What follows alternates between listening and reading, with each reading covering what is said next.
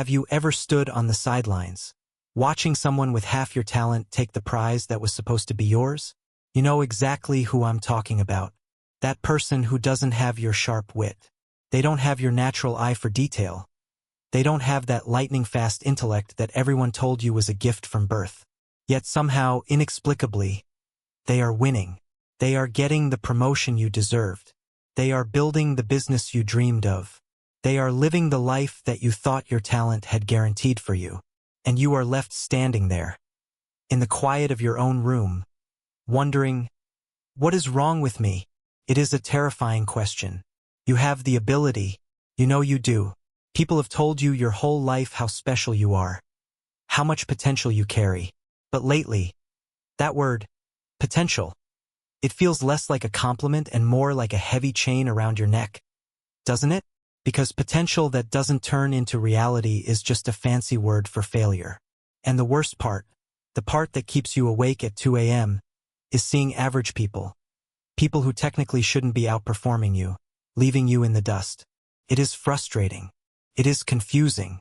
And if we are being completely honest with ourselves today, it hurts. It hurts your pride.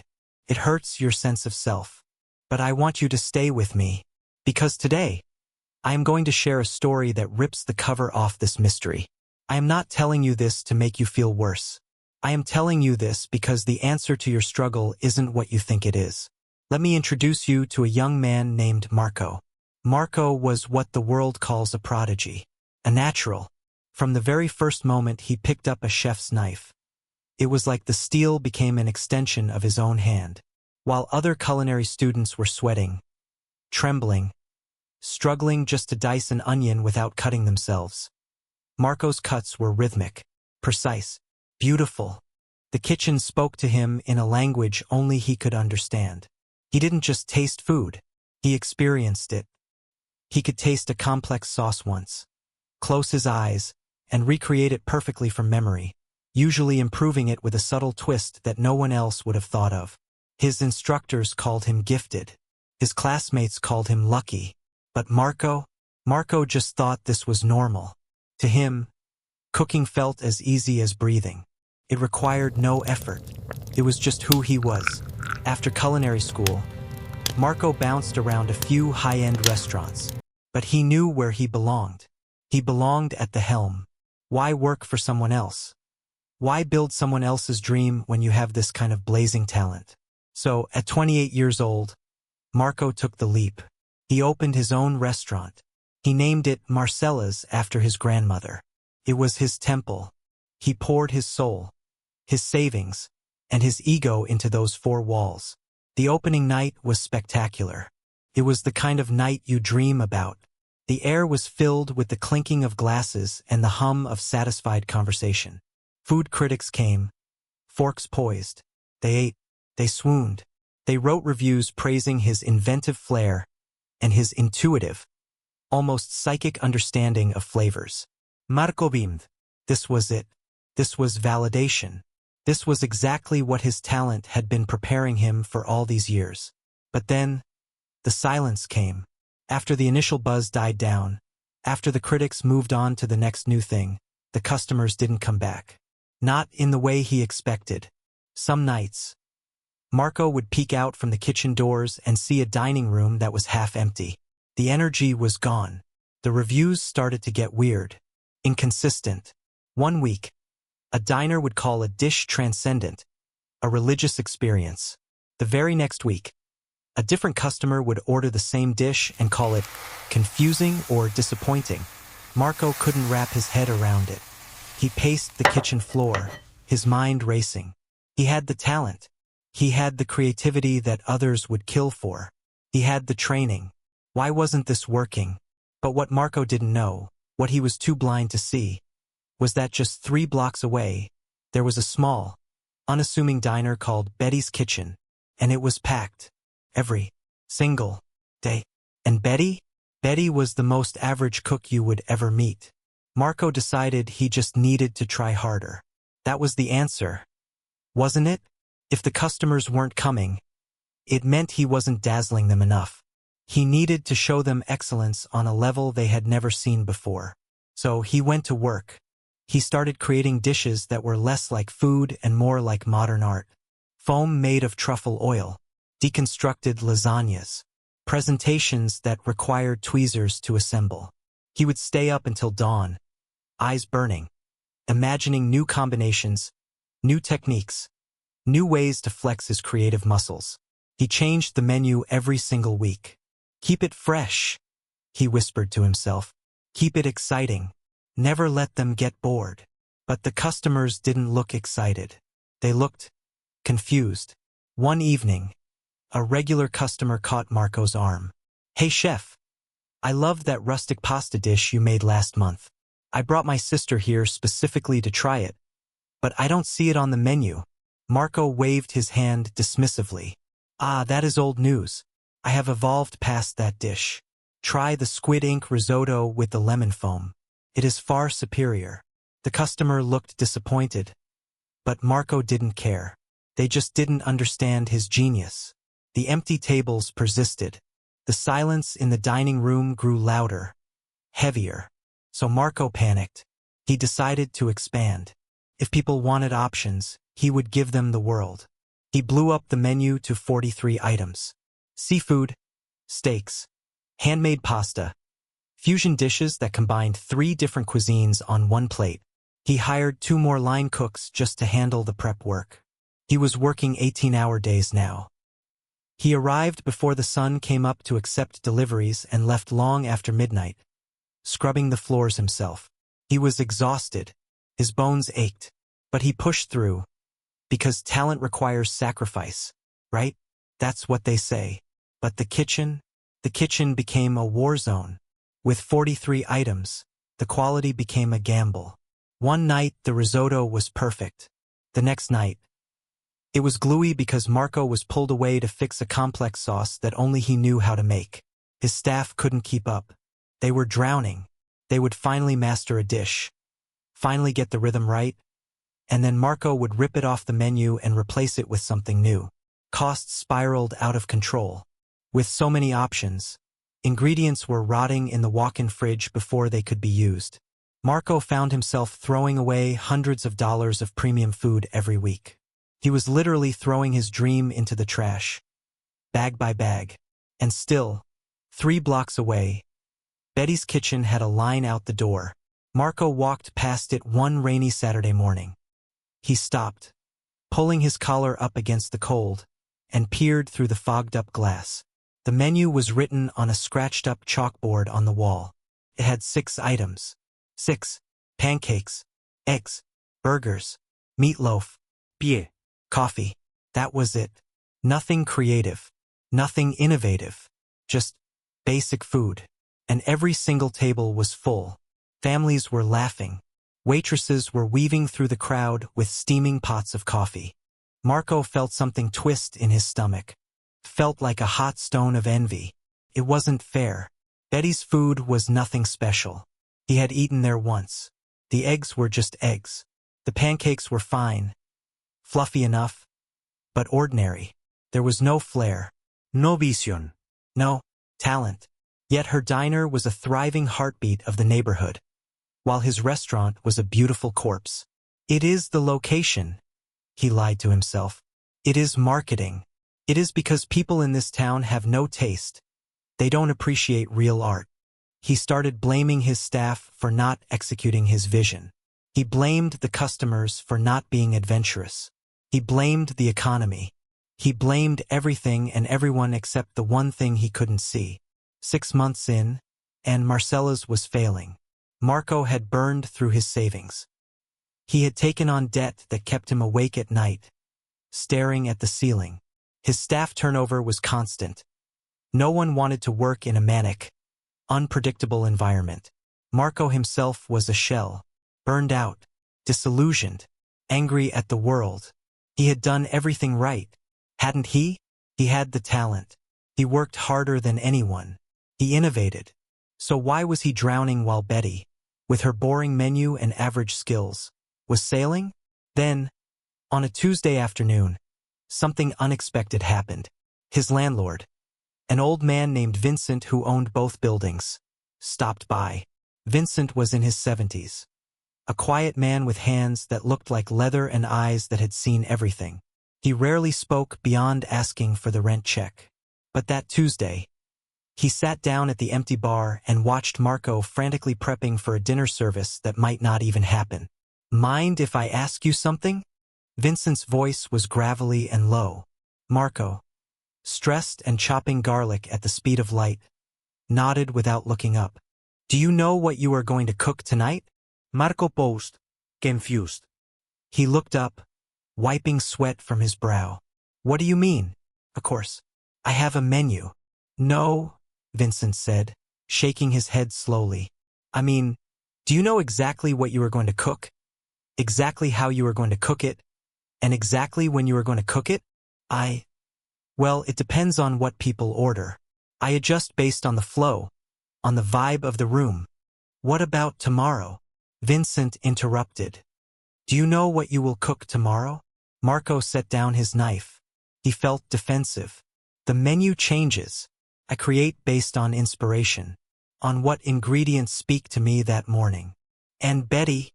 Vincent asked, tilting his head toward the window. "Do you think she knows what she is cooking tomorrow?" Marco felt a surge of irritation. "Betty cooks the same boring slop every day. That is not cooking. That is assembly. That is. She knows exactly what she is cooking tomorrow," Vincent continued, his voice calm but piercing. "And the day after that, and next Tuesday, she has made that same pancake recipe 3,000 times. The same eggs. The same burger. Do you know what happens when you make something 3,000 times?" "Marco?" Marco didn't answer. The silence stretched between them. Vincent stood up slowly and walked into the kitchen. "Can I show you something?" He didn't wait for permission. He walked to the griddle, cracked an egg with one hand, and dropped it. It sizzled perfectly. "I worked the line for 22 years before I bought these buildings. You know what I learned? Talent gets you in the door, but consistency keeps you in business." "I am consistent," Marco protested, his voice rising. "I consistently deliver high quality. Creative genius." "No," Vincent said. He wasn't being mean, he was stating a fact. "You are consistently inconsistent. Your menu changes every week. Your dishes come out different every time because you're always tweaking them. Your customers don't know what to expect. That is not consistency, son. That is chaos dressed up as creativity." Marco felt something crack open inside his chest. "But I have talent. I can create things that Betty could never dream of." "I know you can," Vincent said softly. "I have eaten your food. You have more talent in your little finger than Betty has in her whole body. But Betty has something you don't. She has discipline. She has process. She has respect for the boring fundamentals." Vincent flipped the egg. It was a perfect over easy. "Talent is a spark," Vincent said, looking Marco in the eye. "Discipline is the fuel. You have got the spark. Marco, you can light up a room, but you burn through your fuel so fast that the fire dies out before anyone gets warm. Betty, her fire isn't as bright as yours, but it burns steady, every single day, and people trust a steady fire. They can cook on it. They can warm their hands by it. They can depend on it." Marco leaned back against the stainless steel counter. He felt deflated. "So, what? I should just give up? Just cook the same boring thing every day until I die?" "No," Vincent smiled, and his eyes crinkled at the corners. "You should master something. Choose a few dishes. Perfect them. Make them so consistently excellent that people come back because they absolutely know what they are going to get. Right now, your talent is scattered across 43 different dishes, and none of them are as good as they could be. Focus your fire, Marco, then feed it with discipline." Marco stood there, spatula in hand, as the words settled over him like dust. He realized, in that quiet moment, that he had been using his talent as an excuse to skip the boring work, an excuse to chase the shiny new toy instead of polishing the old one, an excuse to avoid the daily grind that he felt was beneath someone of his gifts. Talent had been his identity for so long that he had never learned to show up the same way twice. And that was exactly why he was failing. That evening, after Vincent left, Marco sat alone in his kitchen under the hum of the refrigerator. He laid out his 43-item menu on the prep table. He took out a red marker, and he started crossing things out. Slash, slash, slash. By the end of the night, the floor was littered with paper.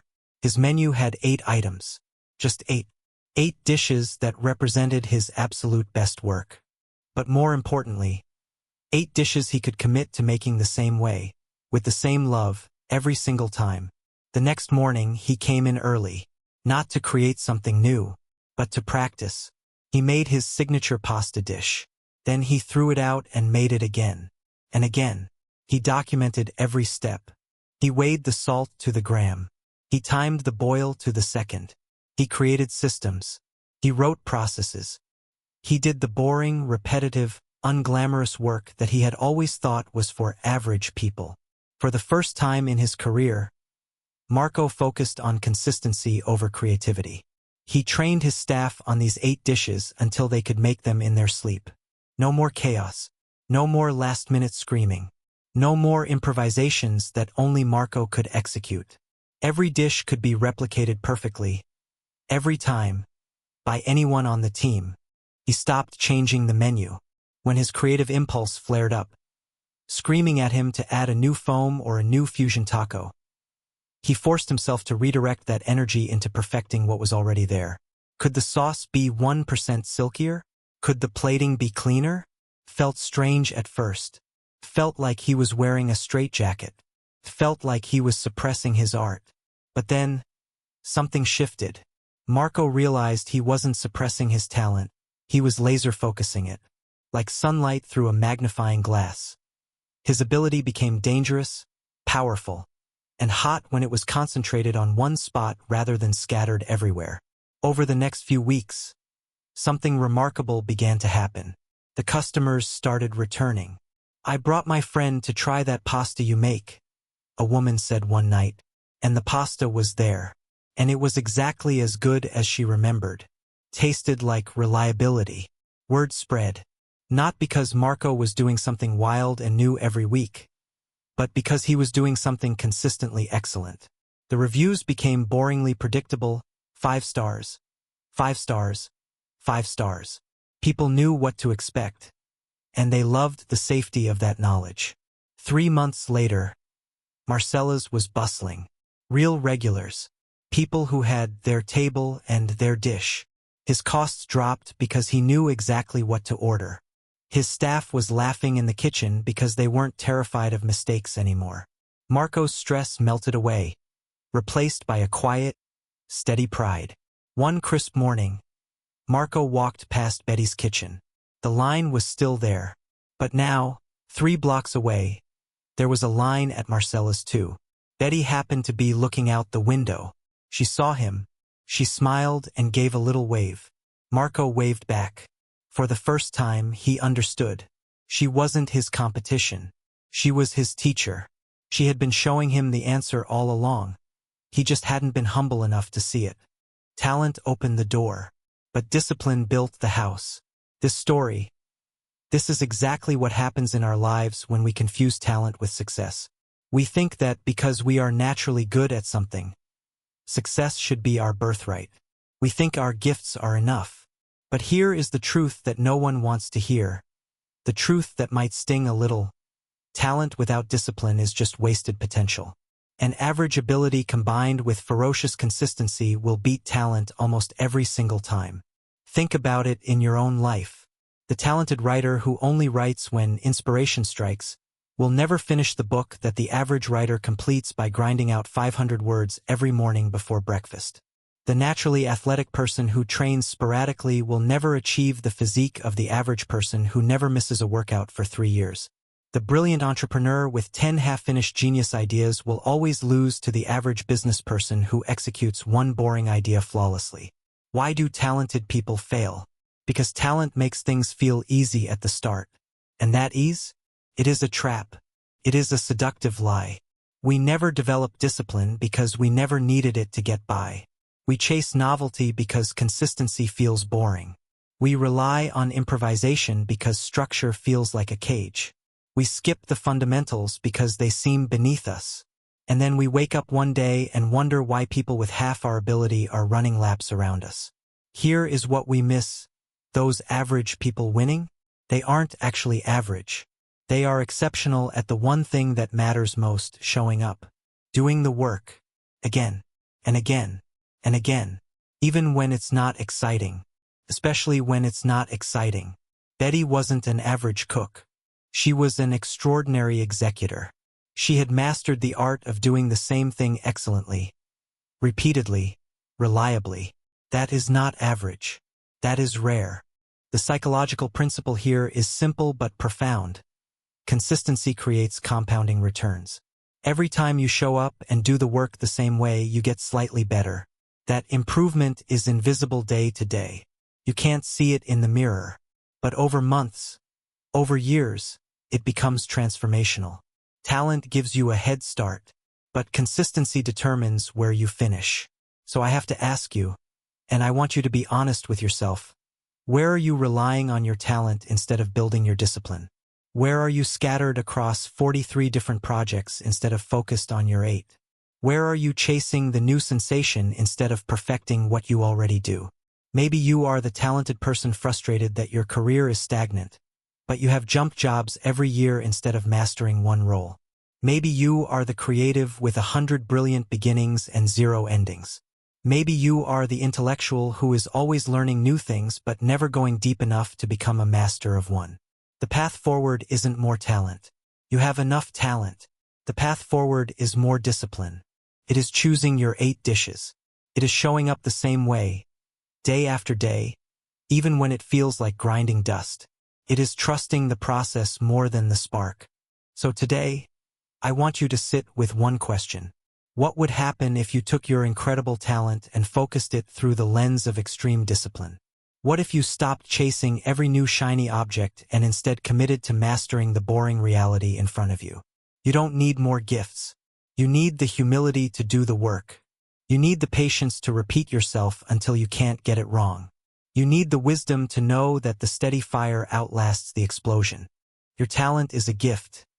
Yes, but what you do with it, the discipline you wrap around it, the consistency you honor it with, the systems you build to support it, that is your choice. And that choice is the only thing that separates the dreamers from the achievers.